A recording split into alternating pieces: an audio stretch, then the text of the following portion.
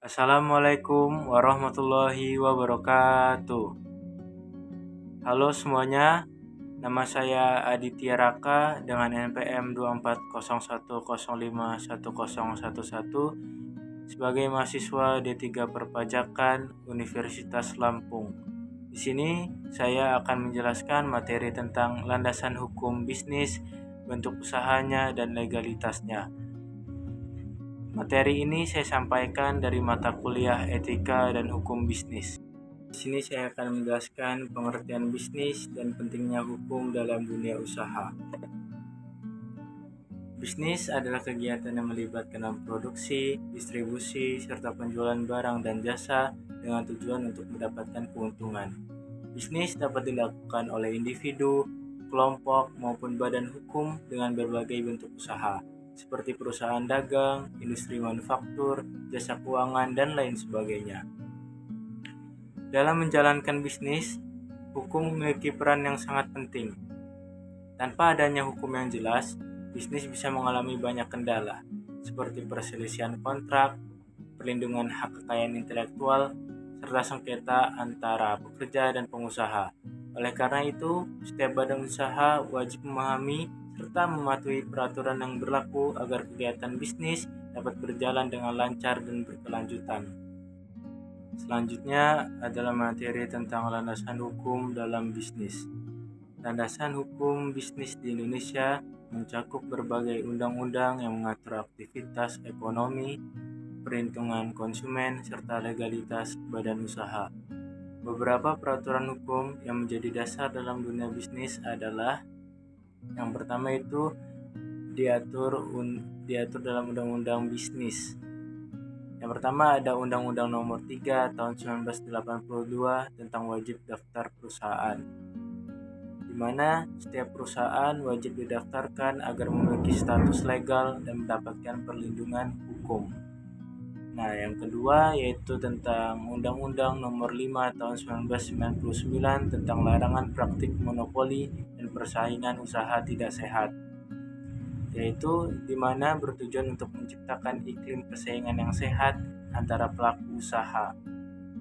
Nah, yang ketiga ada Undang-Undang Nomor 8 Tahun 1999 tentang perlindungan konsumen, yang berisi tentang melindungi hak konsumen dan memastikan pelaku usaha memberikan produk atau jasa yang berkualitas serta sesuai standar.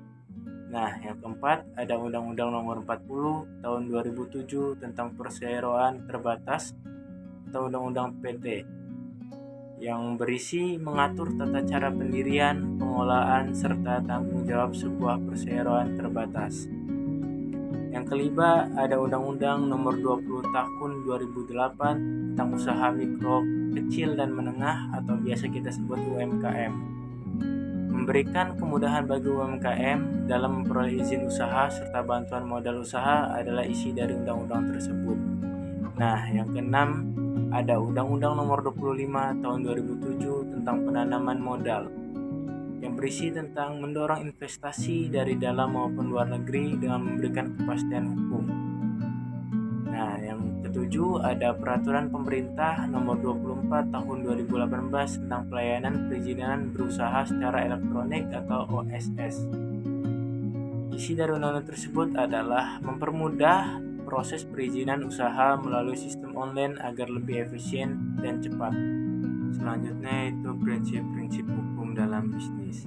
Selain peraturan di atas tadi atau sebelumnya, hukum bisnis juga berpegang pada beberapa prinsip dasar, yaitu yang pertama ada prinsip kebebasan berkontrak, yaitu setiap pelaku usaha berhak membuat perjanjian bisnis selama tidak bertentangan dengan hukum yang berlaku. Yang kedua ada prinsip keadilan, yaitu semua pihak dalam bisnis harus mendapatkan hak dan perlakuan yang adil. Dan yang terakhir ada prinsip kepastian hukum, di mana semua peraturan yang mengatur bisnis harus jelas dan dapat diterapkan secara konsisten. Materi selanjutnya, materi ketiga, bentuk-bentuk badan usaha di Indonesia. Badan usaha merupakan organisasi yang menjalankan kegiatan bisnis dengan struktur dan tanggung jawab hukum tertentu. Di Indonesia, badan usaha dapat dibagi menjadi 3 kelompok utama, yaitu Yang pertama adalah badan usaha milik negara atau yang kita kenal dengan BUMN. BUMN adalah badan usaha yang sebagian atau seluruh modalnya dimiliki oleh negara. Tujuan utama BUMN adalah untuk memberikan layanan kepada masyarakat sekaligus mencari keuntungan bagi negara.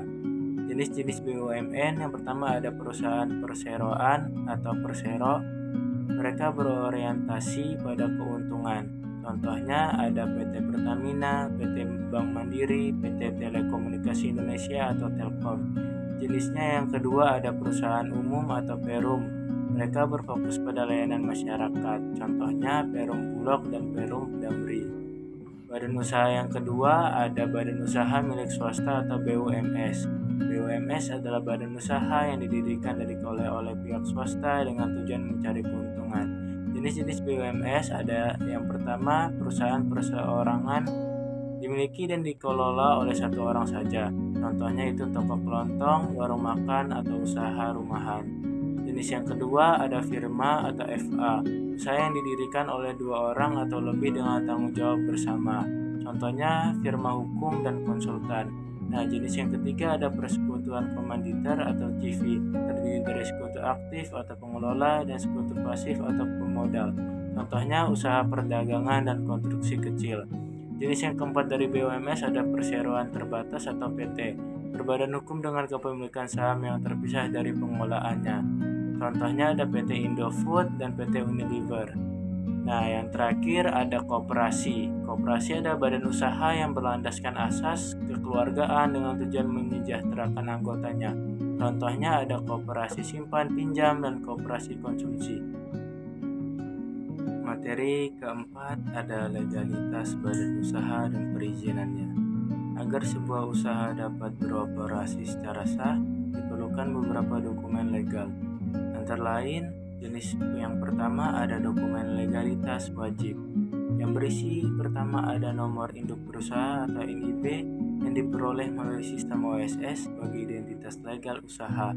Yang kedua ada akta pendirian perusahaan dibuat di hadapan notaris dan disahkan oleh Kementerian Hukum dan HAM untuk badan hukum seperti PT dan CV. Yang ketiga ada surat izin usaha perdagangan atau SIUP diperlukan bagi usaha yang bergerak di bidang perdagangan. Yang keempat ada nomor pokok wajib pajak atau NPWP perusahaan wajib untuk kepentingan perpajakan usaha. Yang kelima ada tanda daftar perusahaan atau TDP yang menunjukkan bahwa perusahaan telah resmi terdaftar di pemerintah. Yang keenam ada izin lokasi dan izin lingkungan wajib bagi usaha yang berpotensi berdampak pada lingkungan. Selanjutnya ada proses pendaftaran usaha. Yang pertama, pendaftaran bisa melalui sistem OSS. Yang kedua, pengurusan akta pendirian ke notaris. Yang ketiga, pengajuan perizinan ke instansi terkait. Yang keempat, pengurusan NPWP perusahaan di kantor pajak. Yang kelima, mendaftarkan usaha ke Dinas Perdagangan untuk mendapatkan SIUP dan TDP. Baik, di sini saya akan menyampaikan kesimpulan tentang materi yang telah saya sampaikan. Jadi kesimpulannya adalah landasan hukum bisnis sangat penting untuk menjamin kepastian hukum dan kelangsungan usaha. Bentuk badan usaha yang beragam memberikan fleksibilitas bagi pelaku bisnis untuk memilih struktur yang sesuai dengan kebutuhannya. Selain itu, legalitas dan perizinan usaha wajib dipenuhi agar bisnis dapat berjalan tanpa hambatan hukum. Dengan memahami aspek hukum ini, pelaku usaha dapat menjalankan bisnis secara lebih aman, legal, dan profesional.